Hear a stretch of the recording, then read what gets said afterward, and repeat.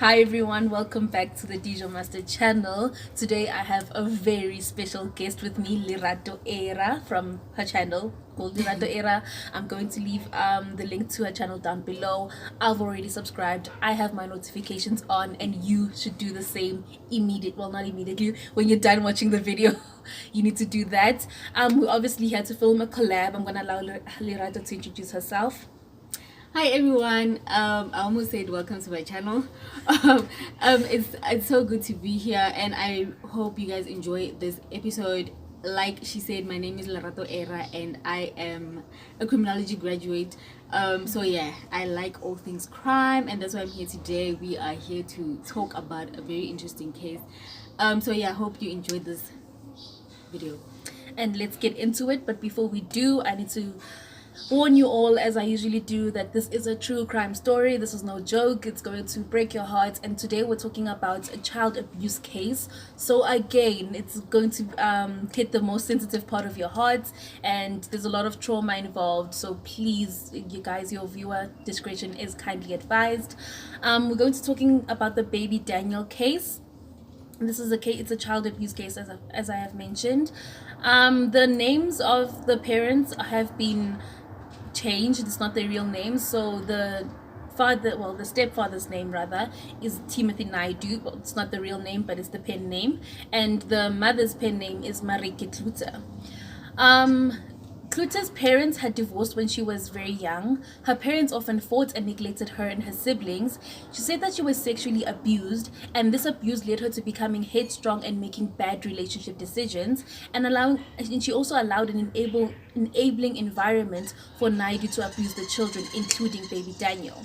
It also emerged that she struggled as a child, and she struggled to find acceptance among her peers. She was misjudged by her family and was a stubborn child when she was growing up, and she was not willing to listen to other people. So Greta had 3 serious relationships in her life. The first one was with a high school boyfriend that she had, and she had actually smoked cannabis and drank alcohol with him. The second serious relationship was actually the baby's father. So with him, she had 2 children, including baby Daniel, and they dated for 6.5 years. So Greta's mom actually claims that Greta started having a drinking problem, and it got so bad that she was unruly and she would actually swear at her parents. At some stage, it got so bad that the baby's father had to actually fetch Greta from bars in the early hours in the morning because she was so drunk. Naidu and Klute had met in Nelspruit, but later moved in together in Gauteng. And that's when they started smoking drugs together. The mother's 2-year relationship with Naidu was sexually, psychologically, and emotionally abusive, and her experience with Kat began when she started dating Naidu. Naidu would become enraged with baby Daniel during Potty's training stage, and he would sometimes hit the child.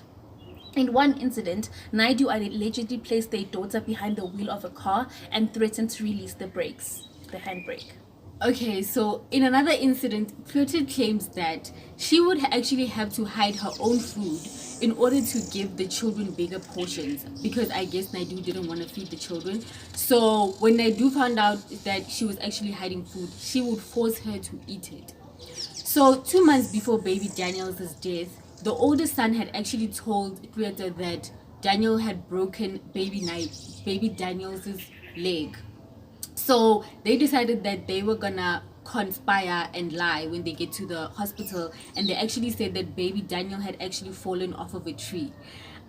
So they were the hospital didn't believe, because there were no defensive injuries on baby Daniel's body, and it showed that he actually didn't try to break the fall or like protect himself from falling.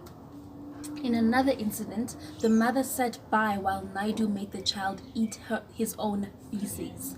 When social medias came to her home, she lied and told them that everything was fine, and the night before baby Daniel was killed, she and Naidu had argued and he pushed her. The next day, baby Daniel's lips were blue. Klute said that she tried to do CPR, but the boy was not responsive.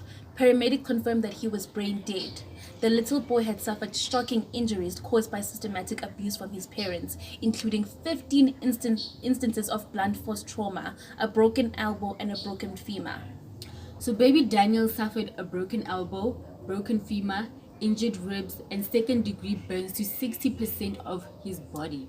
Daniel claims that these injuries were from baby Daniel falling into a tub that had hot water, but according to the injuries on his body, you could tell that Naidu had actually submerged the baby into the bathtub that was filled with like boiling water, which actually resulted in the baby's death. So the mother was found guilty of child abuse and neglect, and Naidu was found guilty of baby Daniel's murder. During the sentencing, the judge noted that her degree of negligence led to the facilitation to allow her boyfriend to commit the murder.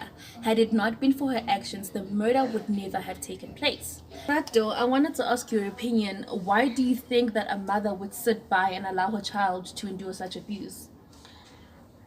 I think it's a lot of factors. Firstly, you have to start at the childhood, going back in a person's life, trying to figure out like what formed them, what kind of environment they live in, their socialization, how they were brought up. And I think with her, she did say that she was abused. Yeah.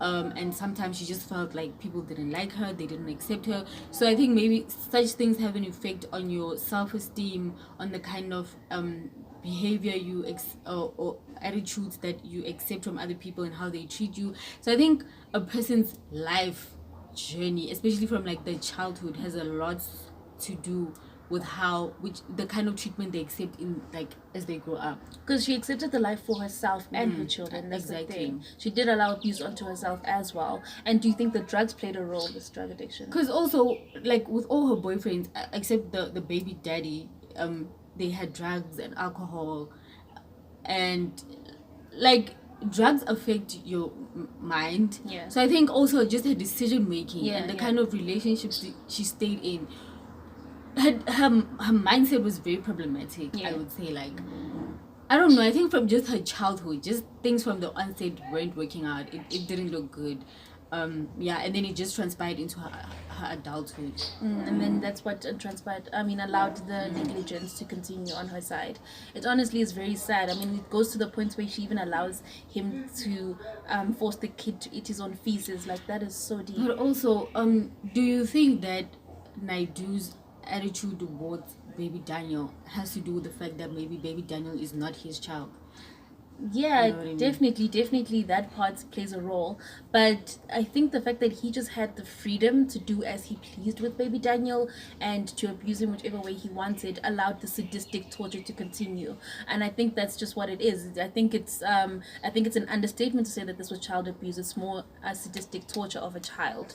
But also allowing it, like, she could have gotten help, like the social workers came. So like why do you think she continued to allow it? Like, you know what I mean? I think she was just, we have to actually acknowledge that she also was abused, and that one charge that I didn't read is abuse towards her. That's not a charge that was actually I don't think she ever pressed charges for that, but we also have to acknowledge that she herself was abused, and so she was, she had also an emotionally relationship. Yes, it was also very emotional. So when social workers came and asked, is everything fine, maybe in her mind everything was fine, as in, do you get what I mean? Like, everything is kind of fine, as in, no, or maybe she thought that eventually it'll stop, eventually the guy will come down, or whatever, she needs to do this payment. Maybe she thought that she needs to, I don't know, wear her makeup. You know how abused women think, and maybe I need to do my makeup better, maybe I need to do this better.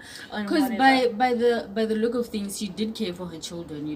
I don't think she wanted her children to be abused. Like, when she was talking about the food, the fact that she kept food for her children, it seems like she cared for the children. Yeah. So I don't know why. Yeah, I think she just blamed herself. I think she just always had a low self-esteem and always blamed herself, especially from the rejection that she faced as a child, from her peers and all that. Oh, also with the rejection issue, maybe the fact that Naidu actually loved her and accepted her. That's why she stayed, because she felt like there at least somebody actually likes her and wants to be around her. So why would I leave this person even though she's abusing my children, because he actually likes me, whereas other people don't even accept me. They don't, you know what I mean? Yeah, that's true. So there's a lot to say about it. But anyway, as the public, what we can do is we can contact the authorities when we notice a child is being abused. So obviously in the baby Daniel case, there were broken bones, there was broken femur, broken this, that, and the other, and he had scars all over him. So if you notice a child with all of these types of things, and if you're like me and you're a complete coward and you would never actually, get involved by yourself, please just check the description down below. I have contact details, childline, emergency contact numbers that help children who are in abusive situations. Definitely contact Crime Stop. In the past 20 years, I believe, they've never had anyone exposed for calling them and for contacting them. So please, guys, contact them. Let's get involved. It's not just about reading and just being interested. We have to actually apply what we've learned and use it to make the world a better place. And also, can I just say something? Maybe you don't notice like the child abuse, but then you notice that the parent is the one who's not okay. Yeah. Like the mother is the one who maybe is actually allowing these things to happen. Maybe get the mother help, and not just focus on the children, because the children have guardians. Yeah. So if the guardian is not okay, then obviously the children are not going to be okay. And that brings us to the end of the story. Today was a very short one. We are filming 2 videos, so you want to check out the video on Lerato's channel as well. Yep. For a second story, in her case, we discuss children who killed. Little teenage couple that kills. So it's very, very interesting. Thank you all for tuning in once again. I really appreciate it. Don't forget to subscribe. Don't forget to like. Don't not forget to comment. And most importantly, don't forget to subscribe to Lerato's channel. Thank you so much. Bye.